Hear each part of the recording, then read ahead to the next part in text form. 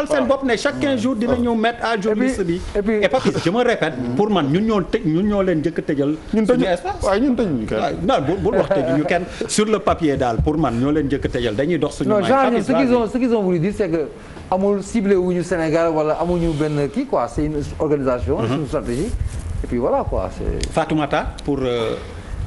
Cette information qui a évolué le Sénégal finalement et benn virgule bu ndaw xam naa président Macky Sall na mën a tukki nag. mu yéen. mais attends que non xaaral ma expliquer non xam nga fan laay wax non il faut nga déglu ma wax. waxal dama ne Pape Djibril li may wax nii mais c'est la réalité président africain. dem Maroc non bu ñu toogee. pendant président yaa ngi dégg mu annulé vacances yi. waaw doo mën a non dafa dama ne président yi ministre du gouvernement du kenn. honorable bu ñu toogee 3 mois président Sénégal fii. président tukkiwul. waaw ça doit être très dur pour lui. mais loolu dëgg. di jotam. alors Ibrahima Niang. en fait man je pense que li nga xamante ne que mooy décision bi li mu wane. mooy li état yi bokk mooy souveraineté. souveraineté wooy. xam nga day baax léeg-léeg. état yi. frottante très bien. c'est-à-dire que. dafay baax ci nga wane sa souveraineté. wane sa dignité étatique. c'est-à-dire que mesure bi bu amul woon. kon dina ma jaaxal trop ñu xool dignité étatique du Sénégal fu mu toll ñeenti dëkk yooyu nga xam ne ñoom la ñu ibbi leen frontières yi. Maroc. waaw Tunisie Algérie. Rwanda waxaguma ko. mais ñett yooyu déjà bu ñuy xool ci wàllu Covid bi. ñoo ëppale non seulement ça mais gënuñu ay comportement ci sur le plan de la société.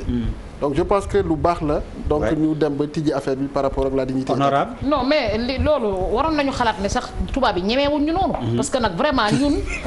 mais il faut qu'on se dise la vérité. honorable loolu man jusqu'à yow Sénégal dinañ ko jéem a xañ. mais loo xam ne dañ koy may ay yeneen pays ay Tunisie ay Maroc. non honorable yow Sénégal écoute bu fekk le sabotage mais man loolu moom ay can believe it. man mënuma gëm loolu. man gëwuma loolu man Sénégal ñu koy bàyyi ci ginnaaw di def lan pour lan ñun bu dee souveraineté bu dee dignité bu dee personne et puis ñun liñ leen mën a servir ñoom waaw oui ko Aïda yow da nga ñibbi Sénégal wala yaa ngi diggante maa ngi Sénégal non da nga ñibbi si waaw forever le 15 di nga def maa ngi Sénégal allez Charles wow tontu du forox Malal waaw mooy li ma waxoon sànq xamana ma ne bi Macky di wax ci discours am dafa wax waxu ay chiffres di wax ni ñun 60% lañ toll ci nangam 50 pour wane ni Sénégal pare na pour mun a dugg Europe quoi. donc c'était pour faire un signal. ok Fatou dafa mel ni dégguñu la bu baax.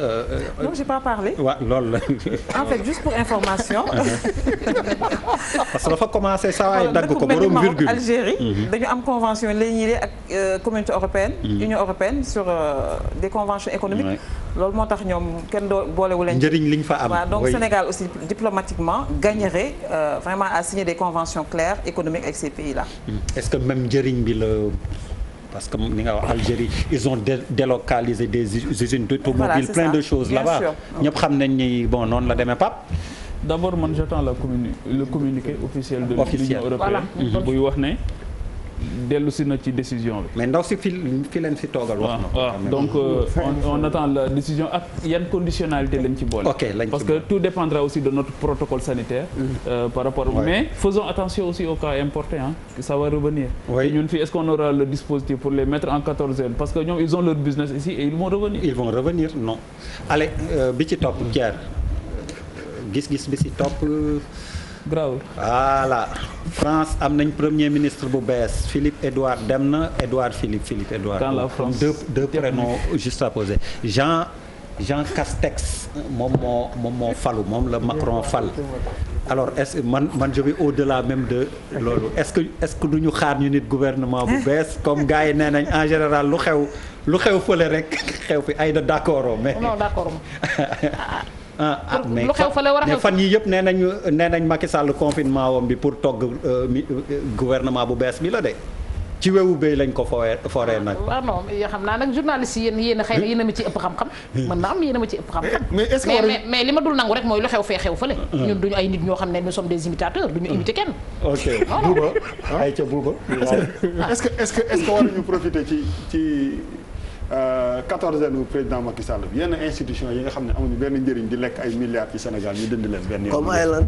bëri na. comme xam nañ seen bopp. comme man. xam nañu seen bopp. ay bëri nañ wax fa dëgg conseil économique social et environnemental parce que daal dama ne. am nga droit de réponse dinaa la may du ma tur de dama wax. moom ñemewu ma sax gisoo de mu arrière na. noo ko tuddee woon ma faat naka. Ndeye Dieng waaw Ndeye Dieng du ma kii honorable dañ la ragal ba duñu jaar sa tur. non duñu jaar sama tur. bon man nag xam nga ay France noonu je suis nii rek mais man dama bëgg Sénégal ba nga xam ne du may suivre noonu mais j'aimais bien l'ancien là. Edouard le look là et tout ça. C'est le prochain président. Ah lui il est cool là. Mais bon xaw ma lu xew France mais il a un super look non. après le deuxième mandat de Wade. gars yi nee nañ calcul boobu la def sax moo tax mu dem. C'est le prochain président. Ouais dem mairie Le Havre il a été élu. Qui gagne le port gagne la France. Aïcha Fatoumata Tall. Mais il fut le secrétaire général. Jean Castex oui. Mais ramené un peu à notre secrétaire général adjoint de l'Élysée. Ok. non Fatoumata Tall laa jox parole. Ah d'accord, Jean Castex, nouveau Premier ministre. Donc xam nga en France il y a eu des élections municipales. Oui. Donc c'est par rapport à ça parce que écologistes yi ñoom ñooy majoritaire. Ak les républicains. Donc du coup c'est normal. Et puis Macron avait dit aussi kii nekk futur Premier ministre day nekk koo xam day gagner mairie d'office. Pas deuxième tour. Le Premier ministre non seulement dafa gagné deuxième tour et ñëpp xam nañu ko concurrent Macron la. que ñoom ñaar ci gestion Covid bi il y a eu des tensions. Donc il fallait s'attendre vraiment à ce. dafa mel ni li ma ci rax gisoo ko de dafa am. non li ma ci rax nag loolu c'est politique du ma ci wax parce que politique man tout ce qui est politique je parle pas. Ah oui. Ah non allez Papis à toi. waaw mais depuis quand politique la. Depuis quand. li mu fi wax yëpp politique la. yow politique rek nga fi wax. non elle n'est pas. non. li mu fi wax yëpp politique non. li mu fi wax yëpp politique la. ma ne li mu fi wax yëpp. Bouba elle n'est pas politique. yaa ngi leen jàpp li mu fi wax yëpp non politique la. sa xalaat la. oui. je te le conseille. mais laxatoo politique la. même économie. allez Papis Jean Castex mooy premier ministre France bu bees. waaw en fait lu ma ci ñaari jàngat benn bi mooy. pourquoi Édouard Philippe dem à la place. Alors qu'il faisait un excellent travail. Oui, et que les Français en majorité voulaient qu'il reste. Donc l'interprétation politique, le politiquement correct, moi qu'il commence à gêner le président, qui ambitionne d'avoir un second mandat. Ben sur la personne de Jean Castex, qui prolongement Macron là, prolongement Sarkozy parce que la première personne bu mu njëkk après nomination mooy Sarkozy, ancien président. Oui.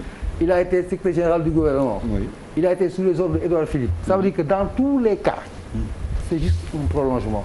C'est ñoom dans ñoom, il continue. Pape Djibril.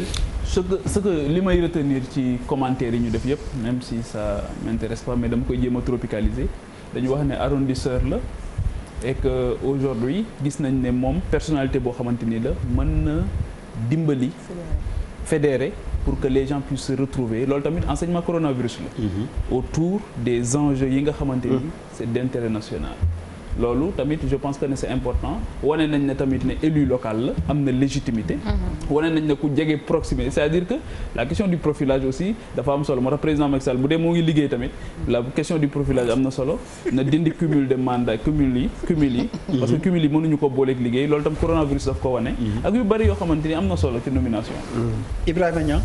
En fait man je pense que nous sommes un pays colonisé par la France mais gisuma en quoi un nouveau premier ministre français peut nous intéresser au Sénégal est-ce que ñun sunu ay nomination di leen intéresser en France. mais gis-gis la ah j'ai donné mon gis-gis. déggoo ni ma la wax man dama ci. non gis-gis la mooy en passant rek dama ci tëgg. caay en fait lii moo ñu ci intéressé quoi. pour ku ne wax ci benn deux mots rek c'est pas méchant. en fait c'est ça. xam nga fee lu fa xew en général rek xew fii te dañ ne fii ñu ngi waaj benn remaniement ci li ñuy dégg looloo indi wax ji. ba pare xew na fee du day waaj a xew. entre der dafa am xorom diggante bi mu commencé jàkkaarloo ak léegi. non lunette yi la lunette yi non ba pare non nga demoon Popenguine non ba pare dafa am beneen affaire bu am der waxi premier ministre fan yi intéressé na la trop fu Sénégal. xam nga dama bëgg ñu fal ma ko. xam nga dafa am da nga xam lu ñu xamul xaw. dama ni dama bëgg ñu fal ma ko man bañu ma de buñ ma woowee du ma bañ. maa ngi candidat bul bañ buñ la woowee demal. bu ma mooy pour la def may woo may dem. premier ministre ñëpp a ko bëgg. te nga bëgguñu ko de. yow bëggoo man bëgg na. kon militant yow kon da ngay bañ. bu baax kon militant 28e heure la ñuy attaqué. ale malal waxagoo ci affaire. non li waa ji wax laa wax. kon jeex na. waaw man je vais dire du casse-tête français au casting sénégalais. kon jeex na Charles nee na casse-tête français wala casting sénégalais. alors on attend le casting sénégalais. jërë ngeen jëf yéen ñi àndoon ak ñun surtout ñaari soxna yi ñu jeexalee émission bi Fatoumata Diop maa ngi lay gërëm di la sant. Aïda Sougou vice-présidente conseil économique social di adjointe au maire aussi à Pikine di leen gërëm yéen ñi doon seetaan ba heure bi di leen jox dig daje incha allah.